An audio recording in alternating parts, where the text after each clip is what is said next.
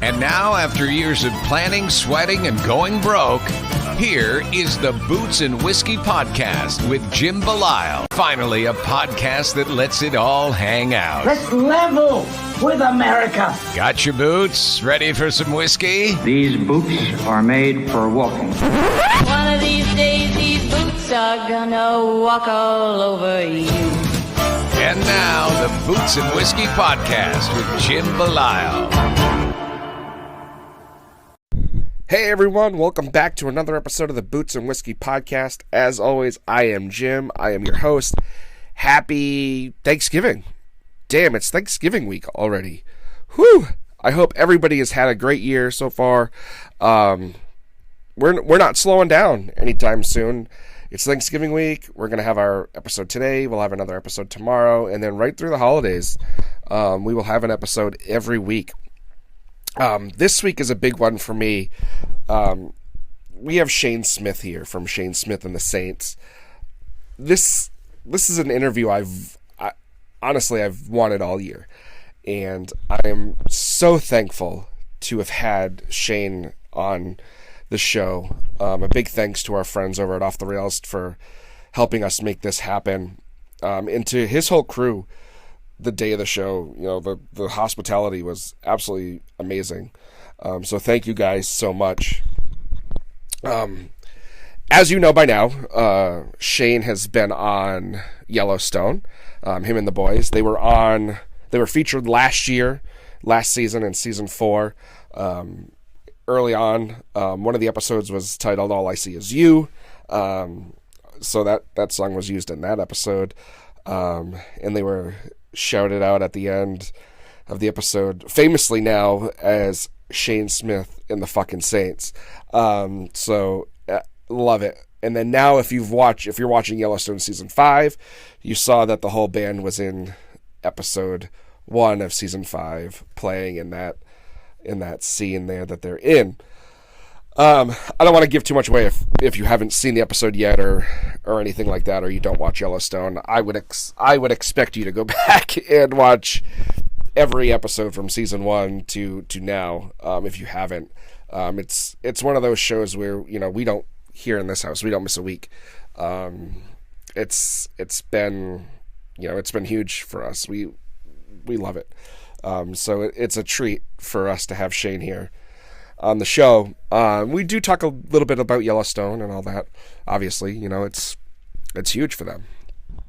So thank you, Shane, for being on. Thank you, everybody, for tuning in. And I look forward to hearing what you have to say about Shane's conversation. And we look forward to chatting with Shane again in the future. Hopefully, hopefully not. I hope Shane gets to a point where he's so big he can't talk to us. But I love everything he's doing, and his music is some of my favorite right now. So I don't want to take up too much time. I want you guys to enjoy the episode. So without further ado, again, happy Thanksgiving, everybody. Thank you so much for being here. I am so thankful for y'all. Without further ado, here it is, Mr. Shane Smith. Artist friends, local friends, and anybody looking for a little bit of Nashville here in Central Mass, come check out Off the Rails in Worcester. You can go see their website, offtherailsworcester.com. They have their restaurant menu. They have their venue schedule. Go check them out. Real good friends of ours here at the show. You don't want to miss out on this place, offtherailsworcester.com. Again, restaurant, a little taste of Nashville, and a great music scene. Come check it out. Shane Smith. Hey. Can you hear me okay on this? Yeah, all right. Yeah. Cool. Thanks for being here. Yeah, man. Thank you. So, we were talking a little before this started, and I first saw you not long ago next door open for Whiskey Myers. Yeah. And it was the first show of the tour for you guys. Yeah, you're totally right. I was trying to remember which night that was that we were up here, but you're totally right. Yeah. I think it was like the first. It was your first stop on the tour, and it was. Yeah. It was one of those things where I'd heard about you, I've heard about you guys, have listened to a couple of songs here and there, didn't go in knowing much about you, and I gotta say, you guys got off the stage, and I could have left because it was that, like, for me, that made the entire night. Wow. Well, thank you. That's awesome. Yeah, and we stayed for Whiskey Myers, obviously, and they were great. But sure. I was standing in that crowd, and shoulder to shoulder with everybody because the house was packed that night, and it blew me away. I've never seen a direct support have everybody in the audience sing all of your words back to you. Mm-hmm. Like I'm like thinking about it now, and I'm getting chills. Yeah, that's amazing, man. Yeah, we're just like so grateful to get to even be on that tour. It's like that was the first time we've ever been asked by a band, especially like somebody like Whiskey that we've looked up to for so many years, and we've seen them for such a long time. Come up from small venues all the way up to these amphitheaters and things that they're headlining now, and we were just thankful to get the opportunity to do it. It started in April and went all the way through August, technically October. We did 2 or 3 more shows with them in October on the same tour. But I mean, it was like 50 something shows, I think.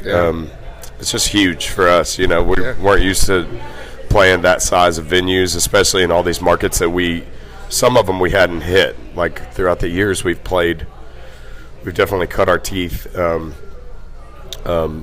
toured a significant amount, probably like 40-something states on our own. But you got to remember those are also playing in bars to, hardly anybody, right. And it's a tough way of doing it. But whenever you get an opportunity like that with Whiskey, where it's like several thousand at least every single night, if not sold out, large amphitheaters, it's like, oh my gosh, this is crazy. Now, before you had played with them here, had you guys ever been up this way before? I want to say yes. So last November we played our first show in Boston. Okay. And it was trying to remember, there's probably like 300-400 people there or something like that. And anyways, so that was the first time I think we had played up there, and then obviously we did that with them, and now we're coming back this time, and this show sold out I think within like a month or something of announcing. It was crazy. When this tour was announced, I saw that you were coming here. It was like an excitement, but and also like seeing you at the Palladium, in front of all those people, with all those people singing back to you. It was like, this room is great, and we have a great partnership with Off the Rails. But it was like, damn, they could be in a bigger room. It's like, I want them to be in a bigger room. No, man. Well, maybe. But I also love that you're in a exactly, in a small room. Exactly. That's the thing. Like, we just gotta, knock this one out, see what opportunities we get, next time around, and but we're just glad to be back up, really. Yeah. Now, before you were Shane Smith and the Saints, and you were grinding and doing all that, have you always been Shane Smith and the Saints, or were you by yourself for a little while? No, I was definitely by myself for a good little while. So I graduated high school at Kaufman High School in between Dallas and Tyler, and by that point I had a buddy of mine, Tom Rogers, that was in 4-H and FFA and involved with those events, and they would have like these district like chapter meetings and things, and he and I would be there like quote unquote entertainment for those, and we would just song swap and play Robert Earl Keen songs and Randy Rogers songs and whatever. And so that's kind of where it first started for me in terms of like writing music and trying to figure it out.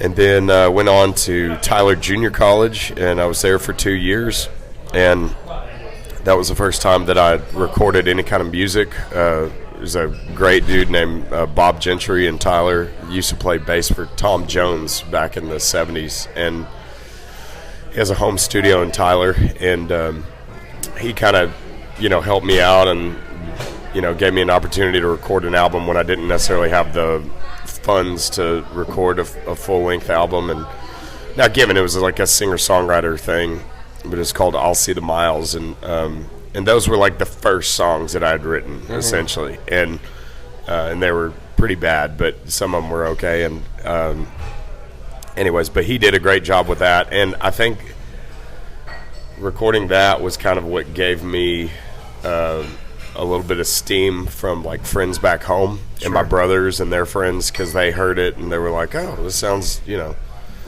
like your voice sucks, but the music sounds okay, And so anyways, I think that's what gave me a little bit of encouragement to like, okay, well, I'm going to keep trying to do this, and I moved to Austin like I think summer 2000, what would this have been, 9, and so I moved to Austin, then immediately went down to South Texas for that summer. My best friend Cody's family had a ranch down there. It was like a deer breeding operation, and for like really huge like trophy deer, and so I went down there and worked on that ranch with him, and that gave me like a summer of opportunity of like trying to write a ton, and just kind of be out on just open land a lot, and there's something that's just awesome with that, and I think that kind of helped me then catapult to the next thing, and then a couple years of acoustic shows. Eventually met Bennett, our fiddle player, in Austin. Then it was he and I doing acoustic shows, and then it was me, him, and a guitar player, and it just kind of like added to that. And over time, there's a band. Sure. Now that makes a lot of sense, for anybody that's listening or anybody that knows, your songs. You're one hell of a storyteller. And, hearing that story about you being on a ranch, you listen to your songs and the stories you tell, like a lot of it makes sense. It really makes sense. I talk to people from all over the place, and, and the songs they write, a lot of it reflects where they've come from. And I haven't heard songs written the way you write them, I think, ever in my entire life. Huh, that's interesting. It's like listening to a story. Well, I appreciate it, man. And I think that this is with anybody, but like I think you go through, like there's ebbs and flows, and you go through phases and things like that. And I was so massively influenced and inspired by songwriters like Adam Carroll, Ray Wiley Hubbard, Hayes Carl, Ryan Bingham, especially like his very beginning, like first, he had an album before Mescalito came out that, that whole summer I was at that ranch, like we were listening to that like every day, and listening to all these other guys, and Guy Clark, and just all these people that I honestly, I'd have to say like Adam Carroll was probably the biggest one though for me. It's hardly anybody knows who he is, but like a lot of songwriters know who he is, and there's a reason for that. He has a way with his words and telling stories in such a genuine like folk kind of way that is so real to me. And anyways, I think I was just like so inspired by that kind of music that I just wanted to try to tell stories a lot. And honestly, it kind of like hurt us early on, and we couldn't gain much traction because like telling stories don't necessarily like get spins on Spotify and things like that. Sure. But there was a wisdom to it that a lot of older people really appreciated, and a lot of like people older than me, oddly enough, were like kind of drawn to it. And when I would play it at songwriter events or open mic nights, there would always be like adults would come up to me and be like, man, like what is up? Like what are you doing? And what kind of life have you like had? and the thing was, I was just listening to just incredible storytellers and songwriters at that time, and I think I've gotten a little bit away from that, but I think that it's going to be one of those deals where it just ebbs and flows. There's going to be years where I'm just like I'm doing that type of thing, and then there's going to be years where I'm doing stuff that's just like more musically strong and powerful, and something that would just crush at a show, live show, and but then there's also going to be phases that where I'm back on the stories and trying to articulate my own version of things that I've gone through, or have friends or family that have gone through it. And even like Right Side of the Ground, like that's a great example of me like trying to find a meeting in the middle type of thing, because there's still a total story to that goes back with one of my brothers, and like relationship things that he had gone through, and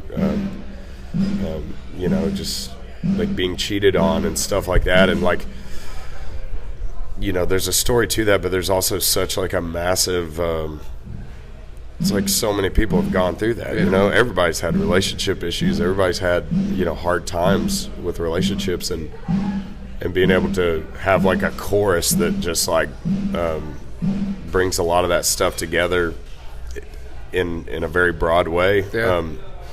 That's like that middle ground that I think I love the most. Is if it's something that I'm writing, or my wife and I are writing, or me and one of the guys are working on, like it pretty much has to be something that I know what it's talking about. If I don't understand what it's, like I have a really hard time covering songs unless I can really like translate it in a way to where it's like I totally feel what this is about, and that makes sense. And this is the way I feel it. And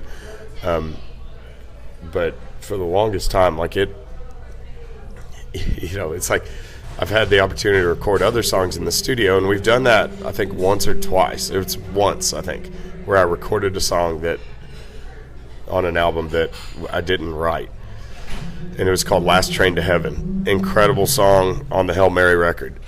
I had such a hard time recording it because I was like, it's like, well, what's this about? Like, what's this like? And it's like, it doesn't matter. Sing the songs, you moron. Like, what are you talking about? It's like, for some reason, I just like, I could not get on board with it. Yeah.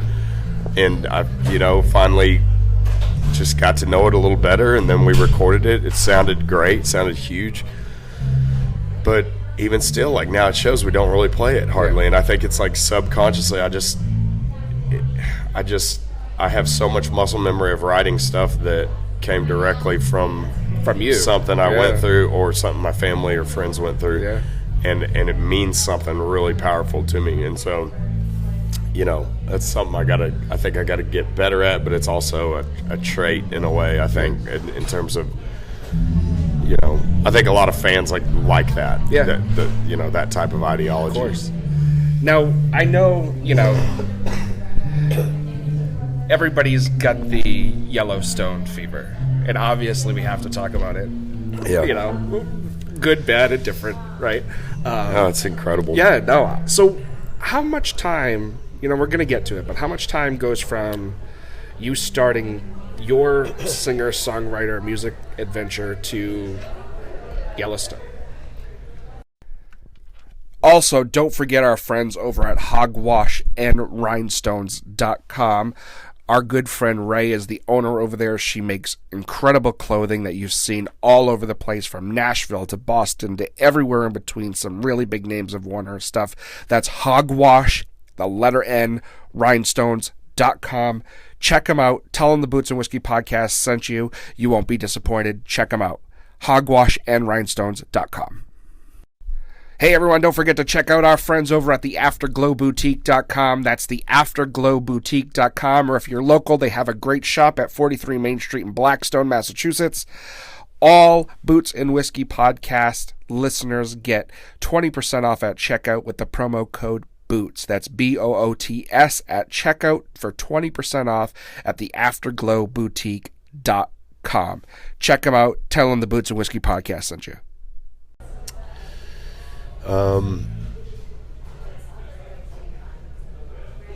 Let me think about this. Because when was the first time it was aired? 2021, I guess. 2021, November of last year. Yeah. And I probably started writing in 2005, 2006. something like that. So quite some time. And now, given, I don't mean that I was on the road since 05 or 06, but like we were on the road since probably 2012. Yeah. You know, and so I mean, almost 10 years of like really, you know, almost, you know, damn near destroying families and lives and stuff, like, you know, like being gone and trying to do it the best way we, you know, we thought, you know, and thank God we finally got with like a booking agent there at the beginning. We got with Red 11 early on, and they helped us, you know, catapult to a next level and play a bunch of like Red Dirt stuff. But we were always kind of the outcast of even Red Dirt music. You know, it was like we fit in that world, but we were also like kind of the people that everyone would kind of turn their head at a festival or something. They're like, what the hell is this? Like, I just don't get it. And some people just straight up are like, I don't get this, you know. You're playing at 11 a.m. when the headliners and we're like, you know, opening for whoever, Kevin Fowler, or like, you know, all these great guys, you know, but like musically we don't, it's not necessarily the same. Yeah, but, you know, to go back to your initial question, I want to say it was about 10 years probably of really trying. Now, I think everybody knows, right, now from you guys being on Yellowstone and getting all the shouts, and, you know, the last year for you guys have been huge. It's been absolutely incredible to see. A couple of days ago, you know, from where we're talking, you guys posted, I think it was Friday. Must have been Friday. 2 days meeting. Yeah. Now, this is going to come out not this week, but next week. So episode 2 of season 5 will have already come out. Can you tell us whether or not songs of yours are in season 5? Yeah. They are. Yeah, totally. Yeah, and it's, I mean, it's... If you can't tell me much, that's fine. No, we've got... I want to say 3 of them are awesome. And it's just one of those things, like what you're initially saying, like, you know, you do this for a pretty significant period of time without any placement on anything. You know, it's like, you know, we could have been placed on like a soap opera or something, like anything, like give us anything. We never got anything, and then you have like Taylor Sheridan and Avon from Paramount and Yellowstone, and last season they featured All I See Is You, and you know, turns out he names the entire episode All I See Is You, and then the episode airs and he says our name, and then it's like this slogan, Shane Smith and the fucking Saints in the episode, and then you know, so it's like that. Thank you very much. That like just catapulted this whole deal that we had never experienced before, and we're just so grateful for it. And now this next season is coming around, and it's like he's like right back at it, and they're I like obviously I'm biased to this, but like even if we weren't featured in this, like, and I thought this before for however many seasons before where we weren't featured on that show, like I have such a deep respect for him just for the fact that he is just trying to showcase talent that would never get showcased if it wasn't for him just holding the cards of that show and all the shows he works on, you know, and there's such a cool independence to like what they're doing on that show, and he's such a good writer as well, and I don't know, there's no other show I'd rather be featured on. No, God no. And but they literally, I mean, if this is going to air by the time it's already out, so it doesn't matter, but like they flew us up to Montana, to Missoula to film back in May, and we're in the first episode, like awesome. We're playing at the ranch, like performing on the show. So you guys have, nothing against anybody else, but you guys have taken Whiskey's spot from season 1. Yeah, season one, essentially they were they're at the bar, doing. and now- Yes, exactly. Is it the same kind of thing? He's doing a very similar thing to like what he did with whiskey in the Nice. first season. Yeah, That's awesome. yeah. That's and dude. I'm and so it's happy just for like you. it's amazing. Yeah, That's fucking awesome. Yeah, that and- really is. Yeah, and so it's still so mind-boggling for us, and since then we've started doing pretty much different events for him and for Paramount and for Yellowstone and Yeah. stuff. We just went and did a Paramount retreat with like all the execs and like some of the cast members of the show, and got to hang out with all them and perform for them up in Montana a couple nights ago, and it's wild. But we're again though, it's like couldn't be more thankful, and especially like we just put out the song "Fire in the Ocean." Yeah. That's one of the ones that gets featured. That's and awesome. It's like, what better timing could you ask for stuff like that? So Well, that's great, Shane. I'm even from the last time I saw you in April till now, like it seems you're like a whole different band. Not Yeah, not I mean- you're not, but Yeah. the recognition, the catapult into that's the thing, stratosphere. man. That's what's so weird about it. It's like we're still doing the exact same Same thing thing, that right. we've been doing for a decade or whatever. But it's just crazy it's very eye opening to what like bands on major labels and people that take that route, like what they automatically oftentimes get the opportunities like that, and we've just never had that before. And we're still totally independent, and we have like great distribution set up, we have great publicity set up, radio set up, all of these elements, booking, but we're still independent from any label. It's still Geronimo West, which is what my wife and I started before there was even a band involved. We like set it all up and we ran it as a label, like and did it ourselves. That's awesome. And that's what so many young musicians and artists are doing these days. Yeah, I mean it's really, I talk to independent artists all the time, and for them it's the only way to do it. I've talked to people that have been on labels that have been dropped, and there's nothing wrong with being on a label. It's wonderful. Like even like Myron, they're opening up for us this whole run, and like they're on, I can't remember which label it was, but it's a great label, like a well-known label, and I think their headquarters are in New York or somewhere. And those guys, like he was telling me, he was like, man, like I was a welder, like so-and-so was a roofer, so-and-so was a this. It's like we couldn't do this unless somebody was gonna pony up and give us the cash to be able to get out and pursue music as a job.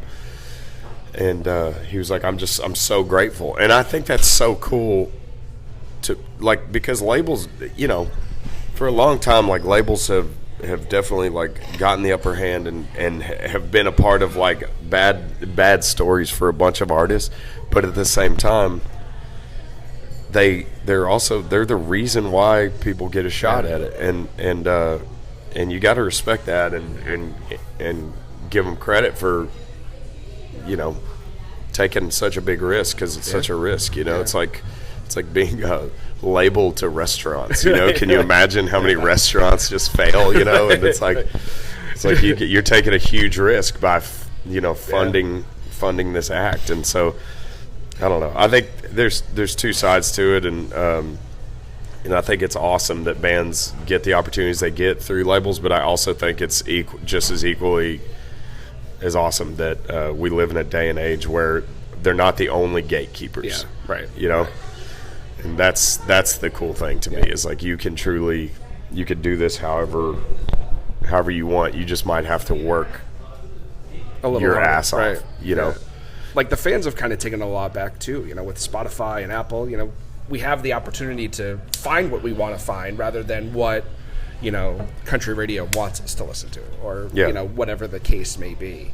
Because that's how this show started, where I was on Spotify listening to independent artists that I had stumbled across, and I was like, wow, this song's a lot better than whatever Luke Bryan's putting out this week, and I was like, is there more to this? And went down the rabbit hole, and it was like, shit, there's a ton of... And that's the other thing, is like Luke Bryan, for example, and like Florida Georgia Line, all these guys. It's like I think it's great that they're doing what they do. I just, at the same time, it's like there's so much good music that never gets to see the light of day, right. you know. And it's like I just wish that there was a subcategory of like, you know, just let it be pop country, right. let it be country, pop country, whatever, and give those sub genres like an opportunity to be heard. Because right now it's like, you know, even like Zach Bryan, you know, he's a good buddy, and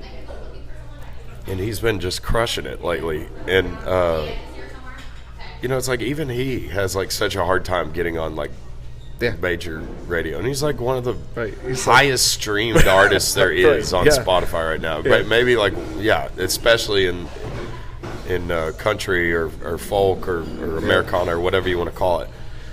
It's like, why the hell is he not getting a song on the radio here and there? And it's like Cody Johnson. Cody Johnson, we're so bros with all those guys, and we used to cut our teeth with them in vans like years, you know, like open for him at the Wormy Dog in Oklahoma City to nobody. You know, it's like those guys should have been famous 6 years ago. Easily. You know? Like, and they already are. They're selling more tickets than most any major country acts are doing. Same with Zach, by the way.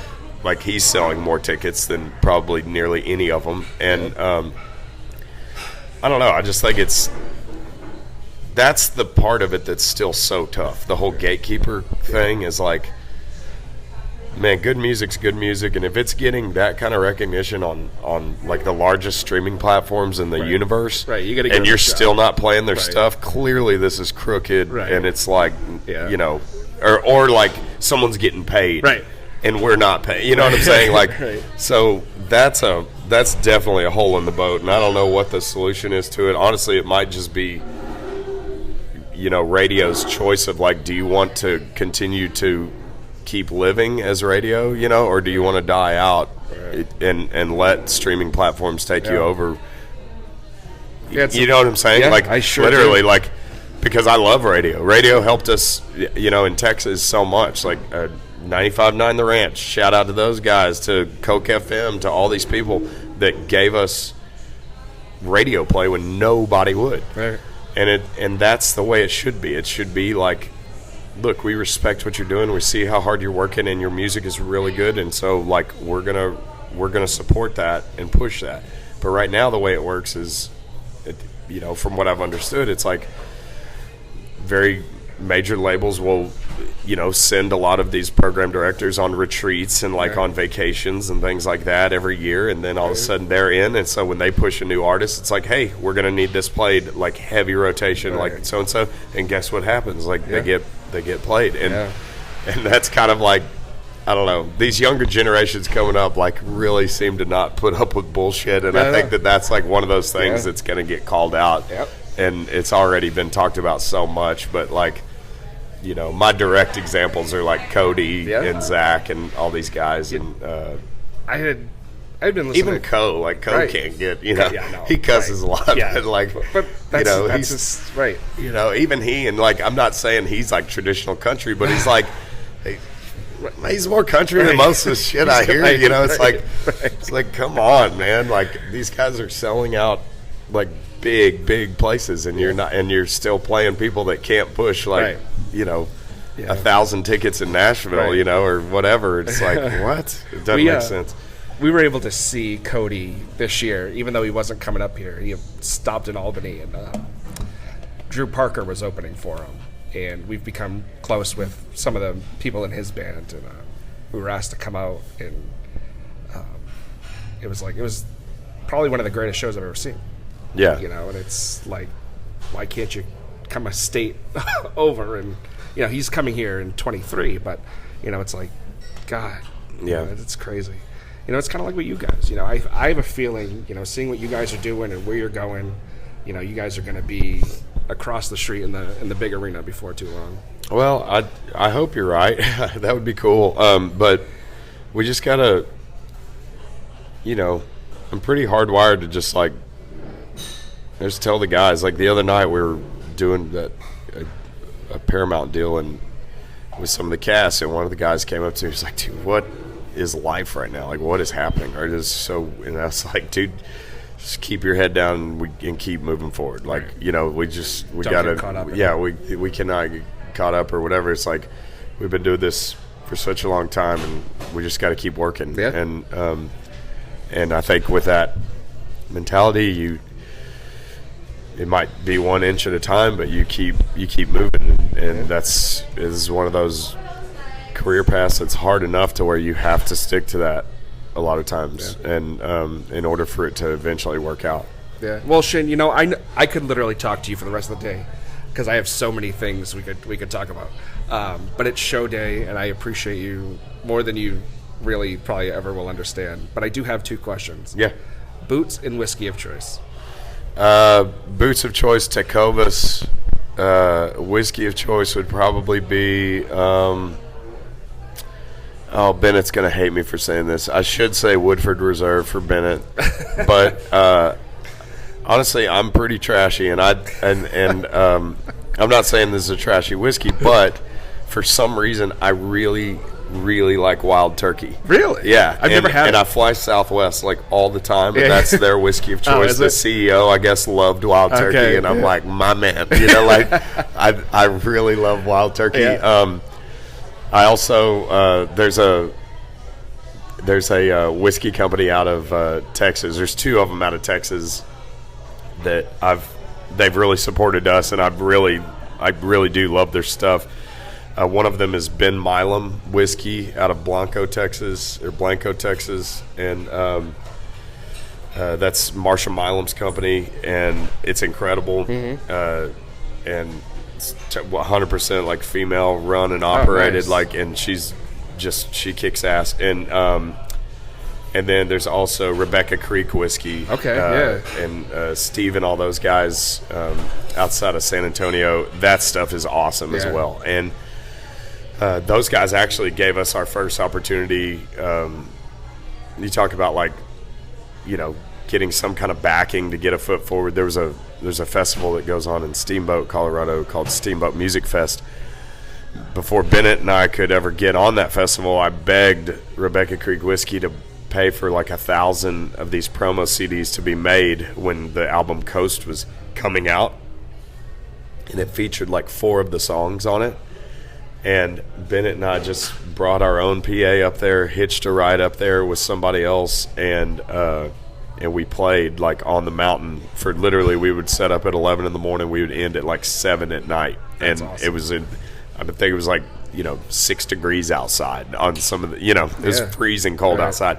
But we would play all day and hand out these CDs, and that was 100% those guys, That's awesome. And so I got, if we're talking whiskey, I have to say, how much we still appreciate that. Fans still come up to me and talk about that. I still have your promo CD, man, from when we would leave them at gas pumps and stuff. Every gas stop we would stop at, we'd be leaving them on truckers, footsteps or whatever, of their rigs. Cool. It's hilarious. I love it. Yeah. Well, grassroots, baby. Yeah, hell yeah. Well, I appreciate you so much, and I look forward to the show tonight and talking down the road. Yeah, man. Absolutely. We'll talk again. Thanks, man. Right. Cheers. Have a good one. You too. Of course, we can't forget our friends at the Dirt Road Scholar Supply Company out of Canada. That's drsupplyco.com. They have great stuff. All of the hats I pretty much wear, all the camo hats you see me wear either on TikTok or in pictures or whatnot, all come from the Dirt Road Scholar Supply Company. A big thank you to those guys out there. drsupplyco.com. Check them out. Canadian company.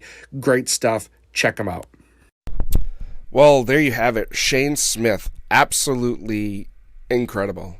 Thank you again, Shane. I know you're feeling a little under the weather, and I probably made you talk way more than your team would have liked, and I'm sure you would have liked, but I appreciate it wholeheartedly.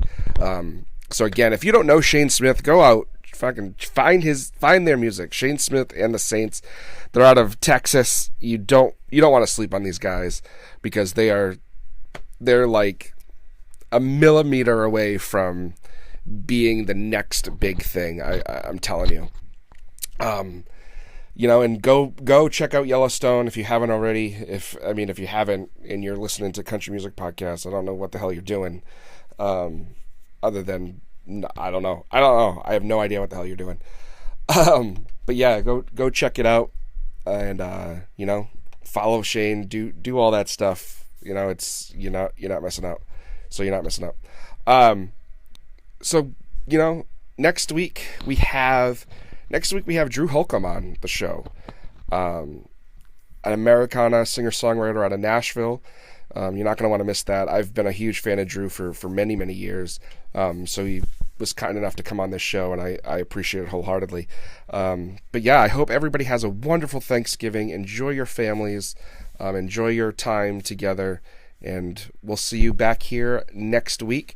And until then, keep the boots on the ground and the whiskey in the glass, guys. Cheers.